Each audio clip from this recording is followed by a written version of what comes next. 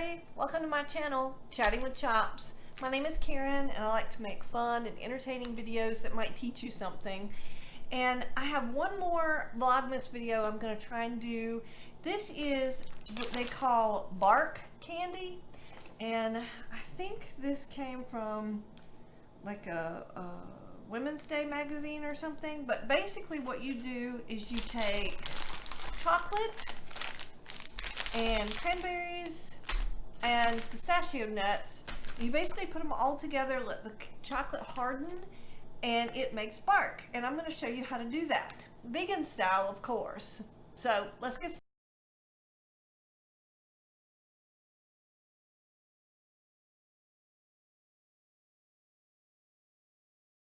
I'm going to start off by saying this recipe is really super easy to put together. Probably the most time-consuming thing is cracking the pistachios. You can buy these already shelled, but they're cheaper this way, and you can get some of your frustration out on the pistachios. So basically all you're going to do is just sit here and crack open some pistachios, and you need about a cup. But my family loves pistachios, so I'm probably going to do about 2 cups, just so that I know I have plenty.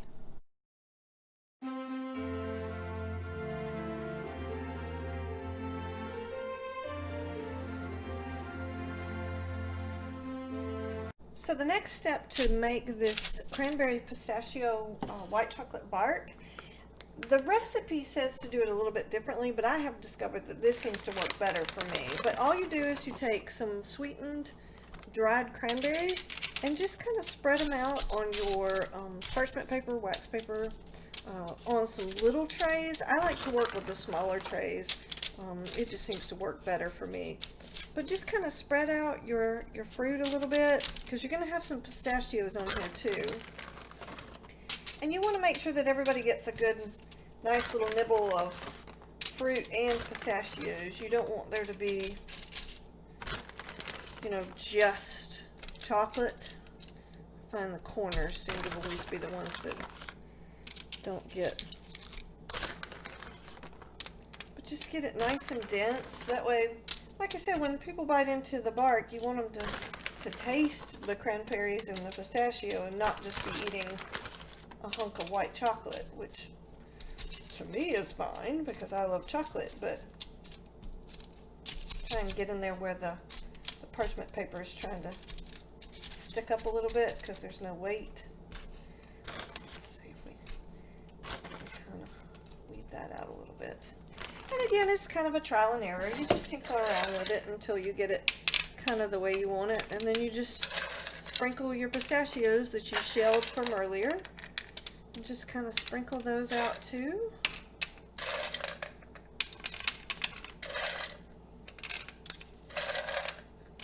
You just want to make sure you've got plenty for everybody to enjoy. I think that looks pretty good. And you can always add more once the melted chocolate has been poured on. You can add some more where you might see some little spaces, like I said, where the parchment paper likes to try and pull away from the edge of the pan.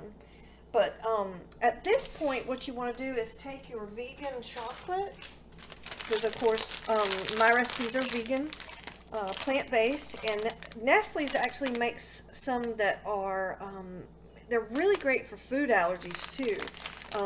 Let's see, it states here, where is it? Free from the 8 major food allergens: peanuts, tree nuts, egg, milk, wheat, soy, fish, and shellfish. So none of that is in these morsels.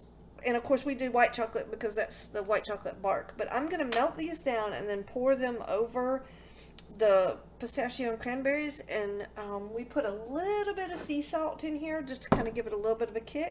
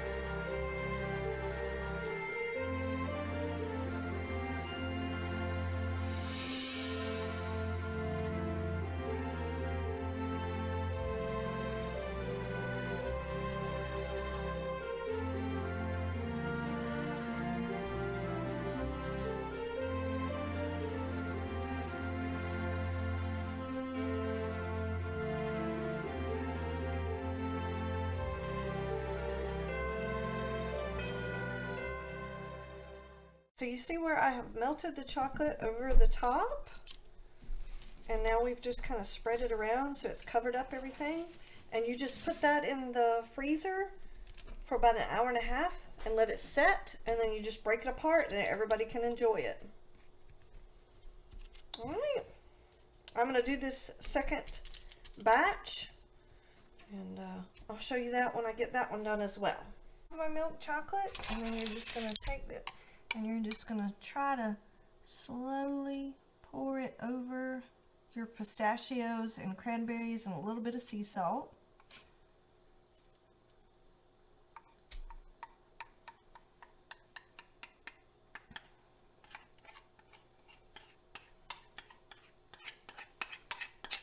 Try and get as much out of the bowl as you can. It only takes about an hour, hour and a half for this to harden up in the freezer. So it's one of those, to me it's one of those recipes that doesn't take very long to make. It does have a bit of a resting time, but you can make it with minimal ingredients. Nothing too terribly expensive.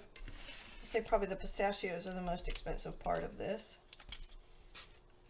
And then just rub your spoon around to make sure that everybody's all covered up.